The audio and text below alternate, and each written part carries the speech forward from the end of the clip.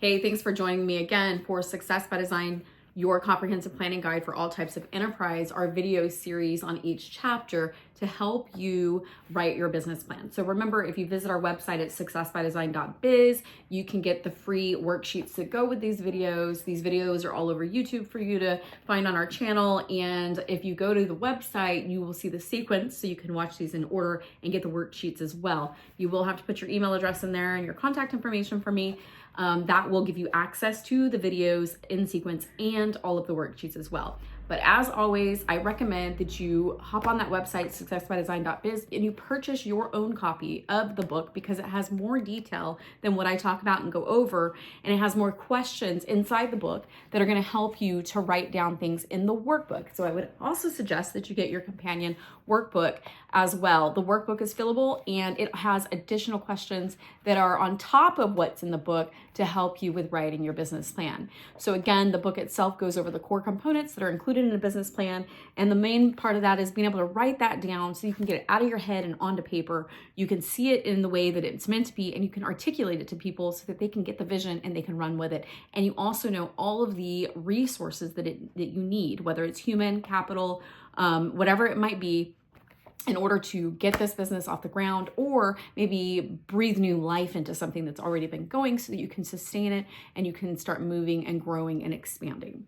So today we're going to be covering chapter 4 on marketing campaigns. This is an extension to marketing analysis or market analysis, and also product and service development, in the fact that now that you know who your target market is, you know who they are, where they're hanging out, what kind of messaging you need to incorporate and use to get them interested, you're really going to utilize marketing campaigns on the ground floor or for a new product or service launch or whatever it might look like, to start looking at ways that you can let people know that you're open for business, that you're there, that you exist, that you have the products and services to solve for whatever their needs are, and give them insights on how they can access and experience those products and services that you have to bring to the market.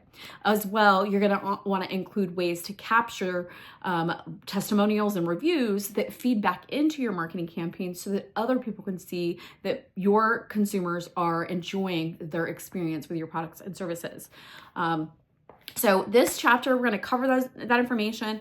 I'm going to go through a few key points, and really what I want to talk about in this area before I jump into the chapter is that in my experience, I have seen how marketing it can become very expansive. It can have its own plan. So what we're going to be talking about is more of a groundwork that you need. So you don't want to just jump right in and start opening up all these social media handles. You don't want to just join all of these different networking groups and pay annual fees. And you don't want to just sign up for lead lists and things of that nature until you have that market analysis done, because that's going to tell you exactly where your people are hanging out. And so you might do different types of ways that you're going to put in play to say, I'm going to go find these individuals in this way. Or maybe you have different consumers that you're targeting. So you're going to start different campaigns. Now, what I say too is there's some foundational campaigns. In my mind, they are tasks. They are not necessarily you going out and running a campaign, but they are tasks that need to be done in order for you to run successful campaigns. A good example might be, you need to get a specific social media handle in place. You need to make sure that all your brand is similar across the board, that the messaging is crystal clear across the board, and that the contact information is very similar. You might have it on your website. What's on the website should match what's on the social media platforms or any marketing material. You want to make sure that you're driving traffic to one central location. So before I jump in again, on that note, just keep that in mind, that building platforms, building out the foundational pieces that make your marketing campaigns work is also included in this process. All right, so in my experience, I actually was going to get into marketing as a major years and years ago. And I enjoyed it, but this was before technology was even taking off and all of these social media platforms were even a big deal. And I found it was difficult to embrace, in my opinion, because seemed like it was so manipulative in the way that we were tugging on people's emotional strings to influence their buying patterns and decisions. Now, when I got really deep into the business side of things, I started to learn how some companies, yes, they do use manipulation as a tactic to influence their consumers' buying patterns, but they're also solving for problems, real problems consumers have. And so, or needs and desires. So that's something that you need to think of and keep in mind, is that keep a value system. Make sure that you're not selling products and services that are just out of sorts with the value, and that you're not robbing people or not providing what you say that you're going to provide. So when we talked in the marketing analysis, we did talk about consumer education or prerequisites, things that the consumer needed in order to be able to experience your product and service at the capacity in which you want them to enjoy it and leave a positive review. So make sure you are thinking about those things when it comes to marketing, that you're also being honest with your target market on what you are offering and putting out on the market. Okay. Now, with that being said, I want to talk about what we call the buyer's journey. So if you have thought about, there's different types of businesses. There's brick and mortar, where people might come to your location to acquire or access the products and services you offer. You might have brick and mortar where you just offer services online. So you might have an online retail option, or maybe it's just you outbounding and calling people and they place orders over the phone. You may even have a storefront where people can come in and they can actually see the products and or talk to representatives, depending upon what you're offering to them. Either way, the concept's very much the same. The concept is people need to know that you are there, that you have, that you're open for business, and that you have what they need. A good example of this would be, and think of it as the buyer's journey, is the beginning of the stage, they don't know who you are, okay? So in the buyer's journey, you want to take them from not knowing who you are all the way to a loyal consumer of your goods and services and referring business to you. So a good example of that process might look like, I'm going to go try ABC restaurant. They've got great reviews. I go in, I have an incredible red carpet experience. The food is fantastic. The service is amazing. It's 5 stars across the board. Well, I'm going to probably, I say probably, but more than likely, especially when it comes to restaurants, I'm going to scream to the rooftops, you got to go here. If you're looking for this specific thing, this is the place to go. And that's a lot of times what we call word of mouth marketing, is where the customer experiences it so well, they're going to tell other people all about it. So it makes it easy as long as you take care of that A to Z experience for the consumer, okay? Then you have where maybe it's the opposite, where they have a bad experience and they say something that's the opposite of the good experience that you would hope that they'd have. And now it actually repels people and they do not want to come to your storefront, okay? So there's different ways to consider in looking at it. When it comes to, if you do like an online service and you don't have a physical location, or you're looking at creating campaigns, it's important that you get your operations in order and you make sure that we talked about this in product service development, that from the moment the consumer is saying, I want this experience, and even before then, when it comes to marketing, they should be getting a red carpet campaign or a red carpet experience from the moment they hear about you, all the way to the repetitive use of what you offer or referring business to you. So on the buyer's journey, you're going to be basically breadcrumbing them. So they have no idea who you are, and then you want to kind of breadcrumb them into becoming loyal consumers. But at the same time, you might find on this buyer's journey, there may be buyers coming at different points of the journey where they know what they're looking for. You don't have to start them off from not knowing. They know of the industry, they know of the service, they know of the products, but maybe they haven't decided on the company. Maybe they even know of your company. So there's different stages in the buyer's journey that you need to consider creating campaigns around. So the overarching campaign, the very first thing is, think of your neighborhood supermarket. They're coming into a specific neighborhood. Maybe it's a new development. So what they're going to do long before they open the doors is they're going to send out advertisement to the neighborhoods, the surrounding areas, and even some of their brother sister companies or other areas, and say, hey, opening soon, we're coming, be ready. So in the same sense, before you ever even go to market, before you even open the doors, you want to make sure that you're saying, hey, we're coming soon. So you want what's called a coming soon campaign. And what you're doing is you're bringing awareness to the market that you're there, that you exist, that you're about to be open for business. It's getting them thinking. And statistically, they say that it takes 7 times before an image or a logo is branded. So if they see this something 7 times, so keep that in mind as well. Now, in this process of letting them know that in what I call the awareness phase, you're basically letting them know that you're here, and your goal is to help them become aware of the problems that they have and see your company as the expert with solutions to their problem.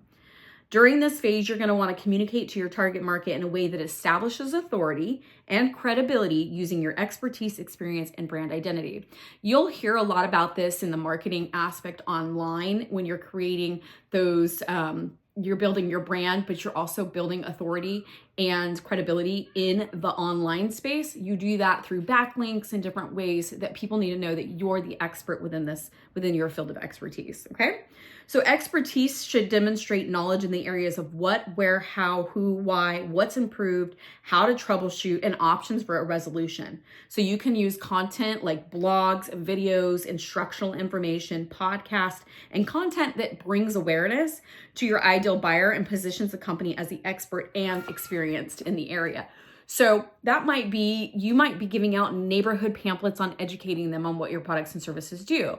Or depending upon what you bring to the market, you may be educating them, or like we're doing right here, I'm giving out free information and videos because I feel and believe that I am an expert and I do have statistical data to substantiate that and put that on the market. This is a way to bring people in. So it's the same concept there. You want to figure out how to bring awareness through expertise, experience, and brand identity to your target market.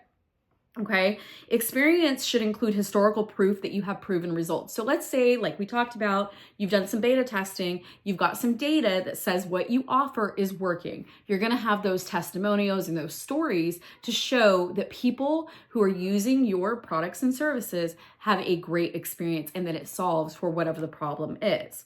Okay, so that's when you get those, like I said, testimonials, reviews, and the results of experiencing what you're bringing to market. Brand identity is what you stand out. It was what makes you stand out from the competition. So it ensures your target market easily recognizes your company, products, and services, and also recognizes you and how you're different from others that are in the industry. Okay. So this identity, though, it should be easily recognized. So it has to be consistent across all of your marketing platforms. So both digital and print. It should also be included in the culture of your organization, and your messaging should be consistent too. So one thing that we talk about in later videos is public relations, or maybe part of your code of ethics is that if there's branding or there's marketing and there's messaging specifically around marketing, then you need to make sure that everyone on your team understands what your due diligence is and what's the process for being able to give information out into the market, because you want to make sure that it's consistent across the board and that every single time someone interacts with your brand, they're going to get the same quality experience that you want them to get. Okay. So the second phase, now that they're aware of who you are, they understand that you're the expert, that you carry authority in the marketplace, and that people are getting good experiences with the products and services that you offer, you're going to move into what we call the the consideration phase. So it's like, okay, well, I understand that you're there. I know what you do. I understand that you're a superior company. Why would I consider your organization? So your goal during this phase is to educate your ideal customer on solutions you offer. So what's the best option for their needs? And you're going to create content that helps the customer understand the types of solutions you offer. So which ones are going to help them? What are the ones that you have available? Which ones are the best? And kind of give them a taste of what to expect. You can see some of this come across through maybe quizzes, webinars, free content, free sessions, free, I've seen one, what do they do? You can have 3 rooms, free shampoo, right? Or you get 3 free for the price of 1, or whatever the case is, or they say, well, come do 1. So they're giving you a taste so that you can experience it. You'll see it at like Costco or other food stores where they have samples that they give to the consumer so that they can try the product, so consider that as well. Giveaways, your primary goal is that your ideal customer moves from the awareness phase to the consideration phase so that they can see your company has the right products and services for their wants or needs, okay? The third phase we call the decision phase. So during the decision phase, the buyer will decide on which solution is best for them. This can be a combination of fact and emotional-based decision making. And during this phase, your goal will be to present offers to your ideal customer, including your brand, options, pricing, specials, deals, and discounts. This will give them the call to action. So now you're taking them through all of these phases. Keep in mind, these phases can happen in a matter of moments or it can happen over time. So it's really going to depend on your cycle and how quickly consumers jump on the bandwagon. So this is going to give them that call to action so they move forward with purchasing from your company. So you can use content such as demos, case studies, facts, product landing pages, reviews, and testimonials to close that deal. So if you go to the website, you'll be able to find the templates to work on these campaigns. Inside of these templates, what you're going to find is you are going to find, let me pop over there and I'll tell you, in the workbook, I basically put these templates from the workbook out for you to use. But what you're looking at is you're going to title the campaign. You're going to give it a purpose. Like, what is at the end of this campaign? It's a start and an end frame that says, I want to make sure that I let X amount of people know that we're in the community. And so you might do a newsletter or news email campaign or something of that nature, right? So you'll have marketing content. What's the content that you're going to use? What are the marketing materials you're going to use? And then you'll want to know what channels of distribution you're going to use. So what we mean by that is, are you going to do it online? Are you going to do it in person? Are you going to have a sales company do it? Like, what are your channels of distributing that information out to your market to let them know you're there? You're going to have a frequency. How often do you plan to run this campaign? And you're going to make sure that you have some methods for tracking and measuring your results put in place. So those are some things. This is in the workbook. You can find that information as well if you wanted to purchase the workbook, but you can get the template by going to successbydesign.biz and downloading the template. Each part of your campaigns and then suggestions, which are also listed in the book, and I'll name a few as well, will walk through that process. So when it comes to your go-to-market campaigns, so it's like you learn about the opportunities that you want and how to enter into the market, and you're understanding what it means about the buyer's journey, but you can use your list of go-to-market ideas. They came up in chapter 3 when we do products and services. So we listed out go-to-market ideas specific to each product and service. So if you're launching something new, this is a great place to implement that new launch campaign, okay? Some additional campaigns that you might consider, you might have customer reviews. Maybe you haven't been catching or capturing customer reviews. So maybe you're going to put a campaign in that starts that process so that you can keep a rhythm going and you can take that information and reuse it in evergreen or future marketing content.